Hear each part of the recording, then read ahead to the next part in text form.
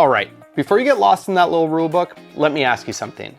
When's the last time you actually followed a map step by step instead of just letting someone else point the way? Exactly. So rip that thing up and throw it away, but don't litter, and just let me be your guide instead. I'm Ryan from How I Roll, and in this Rip Up the Rules, I'm going to teach you how to set up and play PocketParks so that you can chase down the best collection of national parks and show your opponents what a true panorama looks like. PocketParks is designed by Jason Wong and it's published by Pocket Games. It's a set collecting card game for 2 to 5 players inspired by the designer's real road trip to all 63 US national parks, and it plays in about 15 to 45 minutes, which is way less time than it would take to visit all of the parks in America. There's always room at the table for you. So let's hit the trail and see how this one works.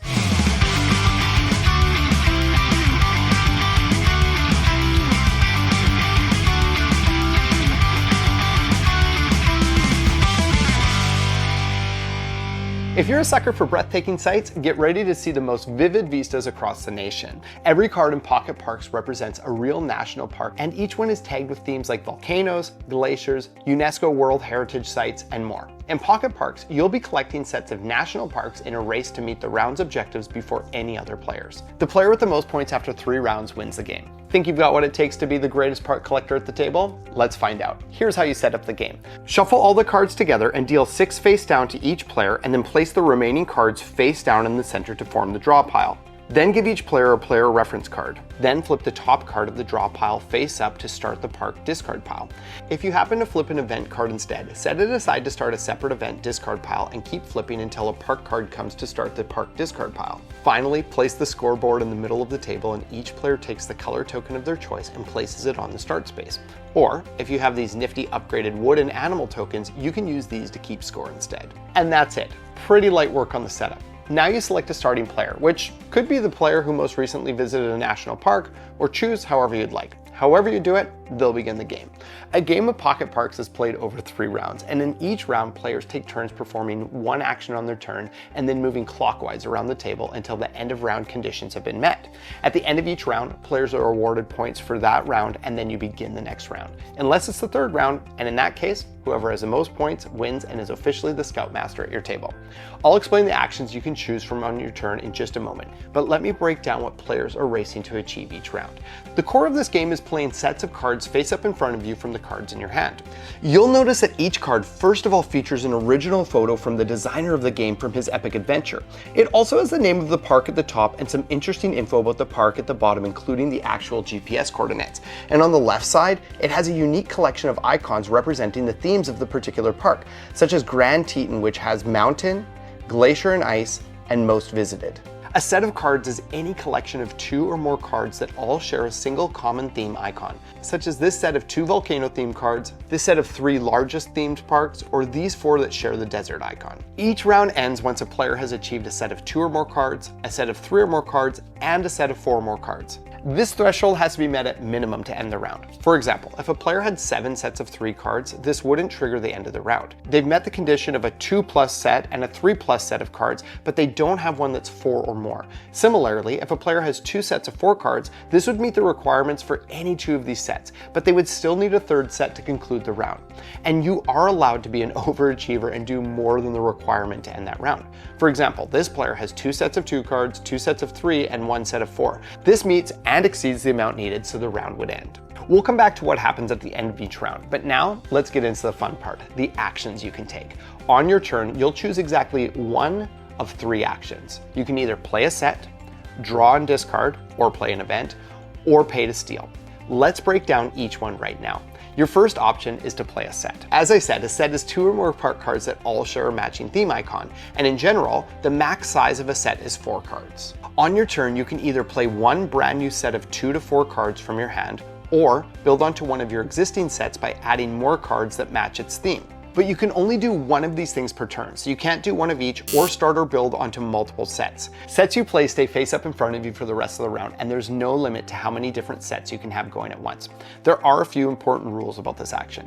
First, these sets are permanent and can never be recalled or rearranged, so you better make dang sure you want the Grand Canyon when you decide to play it. You also can't play on another player's sets. Back off, get your own parks. And lastly, with this action, you can't play or extend sets beyond 4 cards. 4 is the usual limit besides 2 special cases, which we'll go over later. Your second option each turn is to draw 2 cards and discard 1. Simply draw 2 cards from either the draw pile or park discard pile, or 1 from each, but you can never draw from the event discard pile. You're also allowed to draw 1, look at it, and then decide where to draw the second card from. Once you've drawn your 2, you either discard a single park card to the park discard pile or play an event card and trigger its effects. Event cards are color-coded, so you'll always know what you're dealing with. Blue events are generally good for you. Red events can pack a negative punch, and purple events are reactive, meaning you can play those directly from your hand at any time, even outside of your own turn, to respond to whatever another player just did. So these ones don't actually get played during this action, but you can still choose for a purple event card to be the card you discard, but its effects just won't trigger. Just to note that the effects of blue and red cards are not optional. If you play them, you have to trigger their effects. So for example, on my turn, I could draw 2 cards in any combination from the deck and park discard pile. I'll take 1 from the deck, sneak a peek, and then take 1 from the discard pile.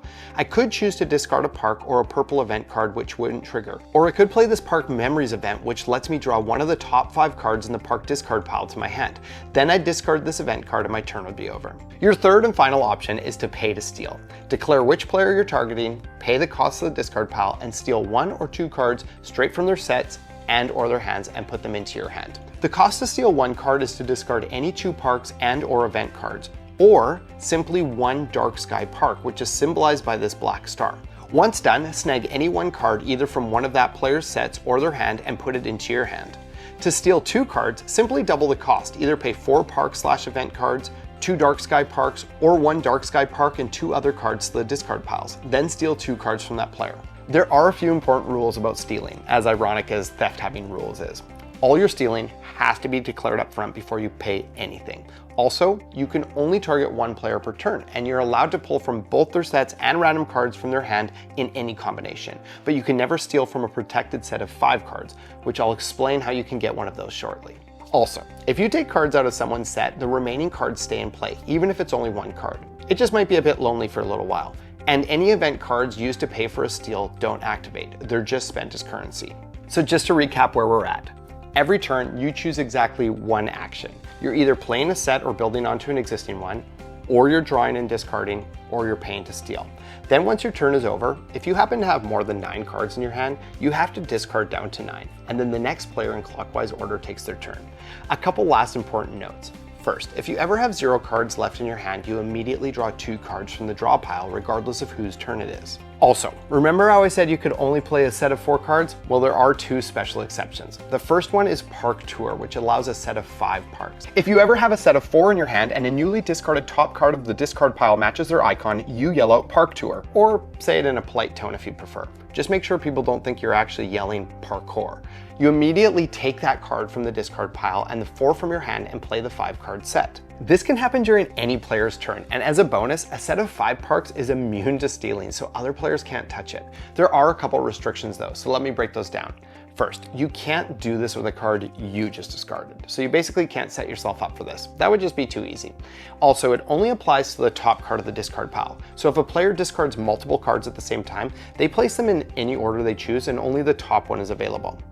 Also, if a park tour is triggered by a steal action because the stealing player discarded the matching card to pay for it, let the steal complete before you do your park tour. And in the rare case that multiple players park tour at the same time, the player closest to being the next player in turn order gets priority. Once you're done your park tour, the player to your left takes a turn as though you had just finished your turn. Now, if park tour sounds exciting, buckle up for this. If you manage to be such a tremendous tourist that you collect a set of 9 cards in your hand, or you have an 8 of a kind and the 9th one has just been placed on the top of the discard pile, you've achieved all the parks. You get to play the set immediately no matter whose turn it is. This ends the round instantly and you win. It's pretty epic. As I said before, players keep taking turns until one player has at least 3 sets of at least 2 cards, at least 3 cards, and at least 4 cards. At that point, it's time to score the round by moving your marker up the score tracking board or taking wooden point tokens. Players each get 1 point for every set of 3 cards and 2 points for every set of 4 or 5 cards. Additionally, the player who won the round gets 1 point for each set of 2 parks. And if a player manages to win with all the parks, they score 9 points for their magnificent set of 9. After scoring, collect all of the cards, shuffle them together, and start a new round. All 3 rounds can be played the same as each other, or you can optionally choose to play with round modifiers. Here's how those work. At the beginning of round 2, set aside a random park card from the deck face up. Any sets that you have that match one of the icons on this park at the end of the round scores double points. For example, if Katmai was the featured park, this set of 4 parks would score 4 points instead of 2 since they're a least visited set which matches this icon on Katmai. However, this set of 3 canyon parks would only score the normal 1 point since they don't match. And the modified round 3 keeps the featured park in play and also adds in a rule where a set only counts toward winning the round if it has priority. A set has priority if it's the largest set for that icon at the table. If there's a tie, priority goes to the set with the park that has the highest number on it. So even though this player would typically have just won and would end the round with their sets, since this one doesn't have priority because another player has a larger island set, the round continues. Priority can shift throughout the game as players build up their sets or as cards get stolen from people's sets. In this way, there can be kind of a tug of war for some icons. At the end of the round, all sets score regardless of if they have priority or not. However, sets can only score double for matching the featured park if they have priority. At the end of 3 rounds, the player with the highest score wins and can confidently claim to be the most stunning sight at the table, while the other players might need to brush up on the beauty of their collections. If there's a tie, don't clear the board yet. The player with the highest individual numbered card among their sets wins the game. And that's PocketParks. No rulebook required. I hope you have an amazing time collecting all 63 US national parks and that this video helps you dive right in. If a rule trips you up along the trail, drop a comment below and you'll hear right back from me. I've linked the Board Game Geek page for PocketParks in the description below, along with the game's website where you can learn even more about the real road trip that started it all. Thanks so much for watching another installment of Rip Up the Rules. Now it's time for me to get out of the studio and go take in some beautiful scenery.